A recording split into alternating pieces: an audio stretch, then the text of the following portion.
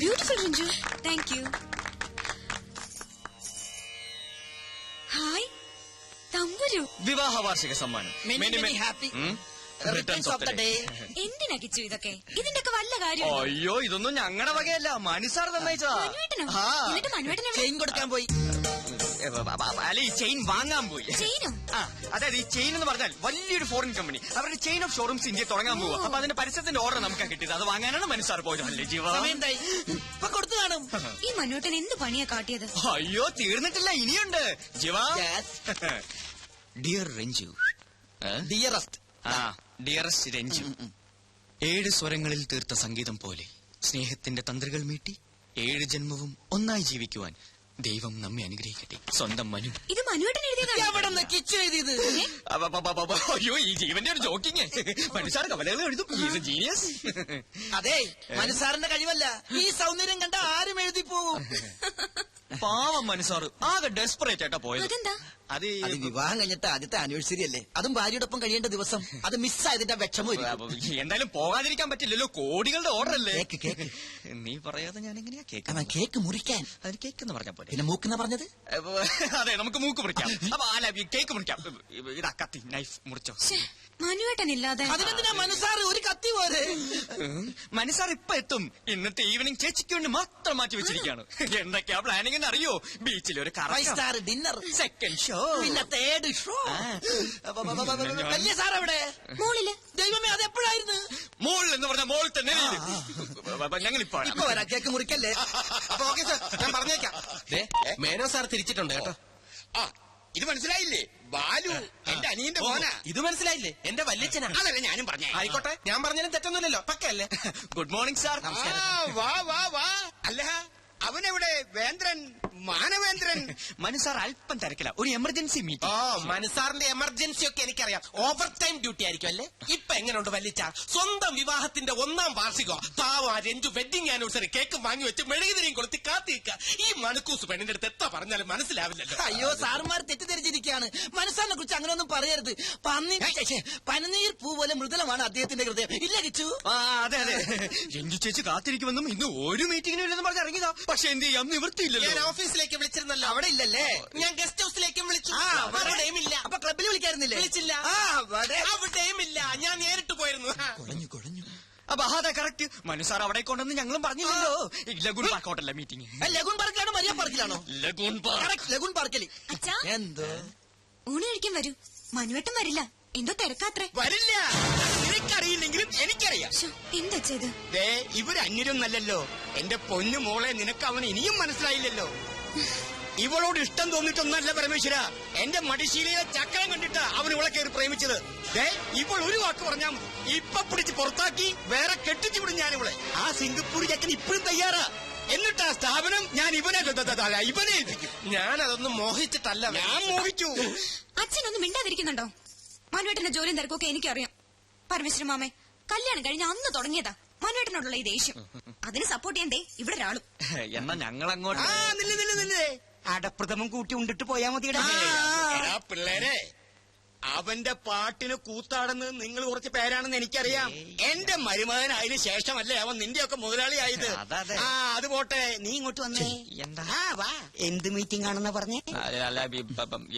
Beauty കോൺടെസ്റ്റിന്റെ ആദ്യം ഈ സ്പോൺസേഴ്സുമായിട്ടുള്ള meeting, മോഡൽസുമായിട്ടുള്ള meeting, ഫോട്ടോഗ്രാഫേഴ്സുമായിട്ടുള്ള meeting, പിന്നെ മീറ്റിംഗ് എല്ലാ ശ്രദ്ധയും ബുദ്ധിയും മീറ്റിംഗ്.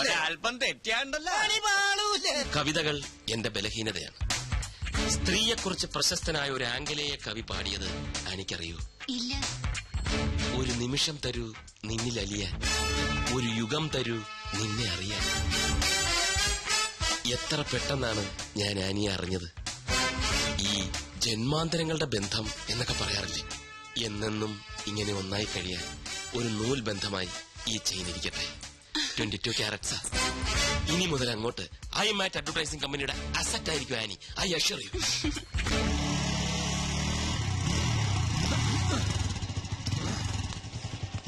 ഓഹോ, അപ്പൊ ഇതാണല്ലേ നിന്റെ ലക്കി കൂപ്പൺ താമസിക്കുന്ന മാളം.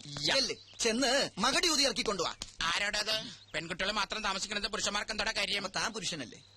ഞാൻ വാച്ച്മാൻ. ഓഹോ, മാനാണല്ലേ. ഞാൻ വിചാരിച്ചു മയിലാണെന്ന്. ചില ചേട്ടന്മാരെന്നെ സ്നേഹം കുടുംബം മയിലേ എന്ന് വിളിക്കും. മയിലേന്ന് മയിലാന്ന് അല്ലേ? മയിലേ മയിലല്ല ആ മാനെ ഇവൻ ഇവിടെ ആരെയോ കാണണോന്ന്. ഐ, ഓ അതവിടെ ഇരുന്നോട്ടെ തനിക്കിവിടെ ആരെയെ കാണണ്ടേ? അത് പിന്നെ പേര് മറന്നു പോലും. എന്താ അവളുടെ പേര്? അതെങ്ങനെ എനിക്കറിയാം? രമണി, സരള, സരസു. രമണി സാറിലൊന്നുമല്ല. അപ്പൊ എന്റെ കയ്യിലെ സ്റ്റോക്ക് തീർന്നു. രമണിക്ക് എന്താണ് കുഴപ്പം? എനിക്കല്ലേ അറിയാൻ പറ്റുള്ളൂ. ഒന്ന് പോടെ ഇവിടുന്ന്. അതെ, ഇവിടുത്തെ ഏറ്റവും സുന്ദരിയായ പെൺകുട്ടിയുടെ പേരെന്താ? ഇവിടെ എല്ലാം സുന്ദരിമാരാ, ഞാനടക്കം.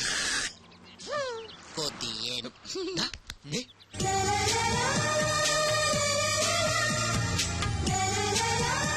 അതാണ് കുട്ടി.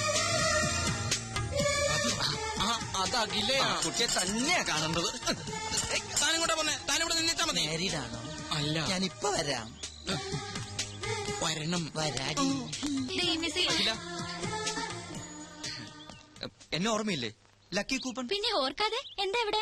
ഹായ് അഖില, ഞാൻ ലാൽ, ജീവൻ ലാൽ, ഇവന്റെ ബെസ്റ്റ് ഫ്രണ്ടാണ്. കുട്ടിയെ കുറിച്ച് എന്നോട് ഇവൻ ഒരുപാട് പറഞ്ഞിട്ടുണ്ട്. എന്ത് ചെയ്യുന്നു? പഠിക്കുകയാണോ അതോ ജോലി ചെയ്യാണോ? എവിടെയാ വീട്? വീട്ടിൽ ആരൊക്കെയുണ്ട്? അച്ഛൻ മാരീഡ് ആണോ? അമ്മ Married അല്ല. അപ്പൊ ലവ് മാരേജ് ആണല്ലേ? ഈ കുട്ടിയുടെ മുഖം കണ്ടപ്പോൾ എനിക്ക് മനസ്സിലായി നിങ്ങൾ അച്ഛനും അമ്മ ലവ് മാരേജ് ആയിരിക്കുന്നത്. ഞാൻ പോണം. അല്ല, ഞാൻ ഈ കർച്ചീഫ് തരാൻ വന്നതാ. കളഞ്ഞിട്ടില്ല, കയ്യിലുണ്ട്. അല്ല, ഈ കർച്ചിപ്പ് കളയാതെ സൂക്ഷിക്കണമെന്ന് ഞാൻ അല്ല, പറയുകയല്ല. അന്ന് ബസ് കയറുമ്പോ അഖില അറിയാതെ ഇത് നിലത്ത് വീണു.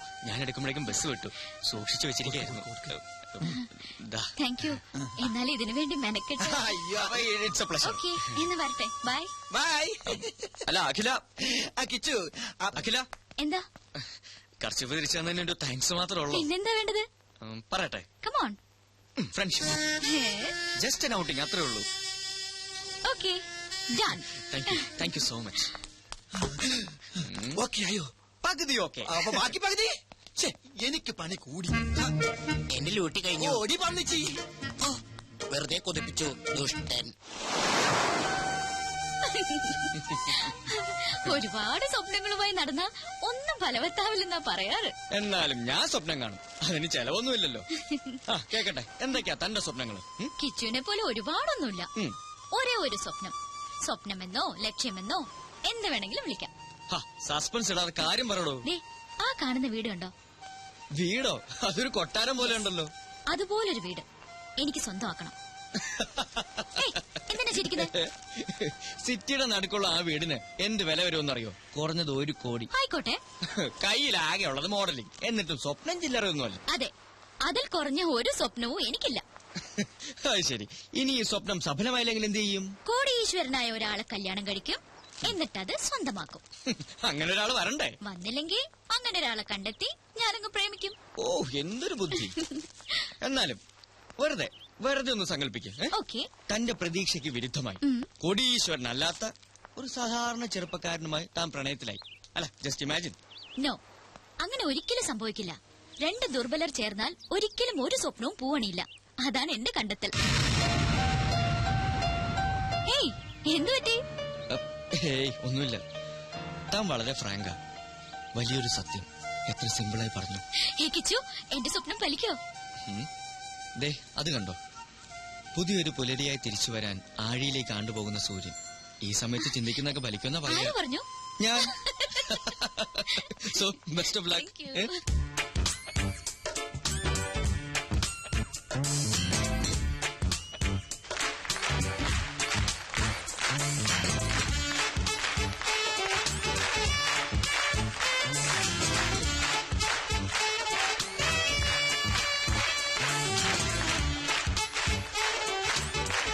ഇത് കൊള്ളാം. നീ ഇതെവിടെയായിരുന്നു? ഞാൻ സ്റ്റേജിന്റെ പുറകിൽ ഒന്ന് റോന്ത് കിട്ടി. അവിടെ ആവുമ്പോ മൊത്തമായിട്ട് കാണാമല്ലോ. പല ഷേപ്പിലല്ലേ പീസുകള്. ആദ്യം കണ്ടപ്പോ ഒന്നും പറയണ്ട അറിയാ, കുളിര് കോരിപ്പോയി. അങ്ങോട്ട് വാ. വേണ്ട, എനിക്ക് നിന്നെ പോലെ ഈ കാര്യത്തെ ആക്രാന്തമില്ല. ഇങ്ങനെ കാണുന്നതാണ് എന്റെ ഒരു സുഖം.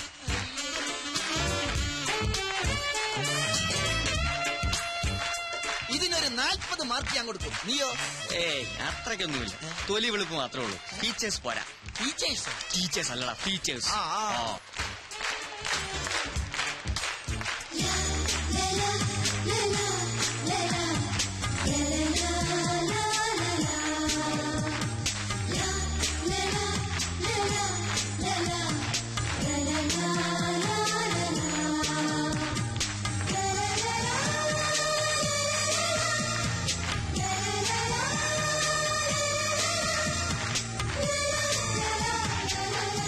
എടാ കിച്ചു, ഇത് നിന്റെ ലക്കി കൂപ്പണല്ലേ? ഇത് ഏത് മാളത്തിൽ ഒളിച്ചിരുന്നു?